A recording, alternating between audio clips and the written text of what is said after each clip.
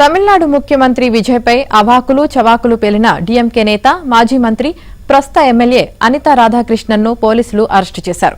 తిరుచందూర్ నియోజకవర్గం నుంచి ప్రాతినిధ్యం వహిస్తున్న రాధాకృష్ణన్ గత నెల 20న జరిగిన ఓ బహిరంగ సభలో నోటికి పని చెప్పారు. ముఖ్యమంత్రి విజయ్ ఓ నటితో ఇంటి పట్టునే గడుపుతున్నారంటూ హేళన చేశారు. రాజకీయాల్లోకి రాకముందు విజయ్ సినీ పరిశ్రమలో గడిపిన జీవితం గురించి కూడా ఆయన ప్రస్తావించారు. ఈ వ్యాఖ్యలపై ఆగ్రహం వ్యక్తం చేసిన కొందరు ఫిర్యాదు చేయడంతో పోలీసులు కేసు నమోదు చేశారు.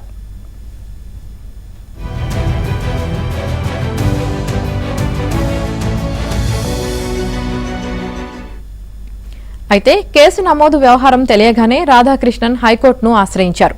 ముందస్తు బెయిల్ ఇవ్వాలని అభ్యర్థించారు.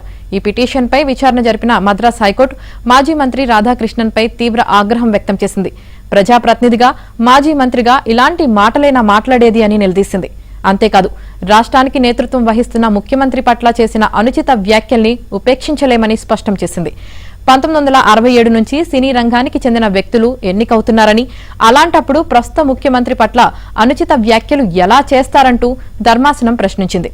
ఈ క్రమంలో రాధాకృష్ణన్ దాఖలు చేసిన ముందస్తు బెయిల్ పిటిషన్ను కొట్టివేసింది.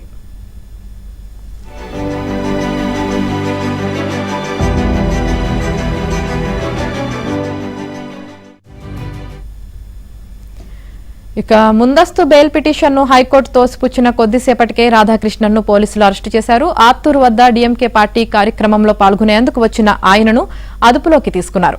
కాగా రాధాకృష్ణన్ అరెస్టును డీఎంకే అధ్యక్షుడు మాజీ సీఎం స్టాలిన్ తీవ్రంగా ఖండించారు.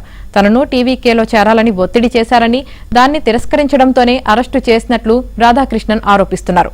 మరోవైపు ఆయన అరెస్టు పట్ల డీఎంకే నేతలు ఆందోళనకు దిగారు.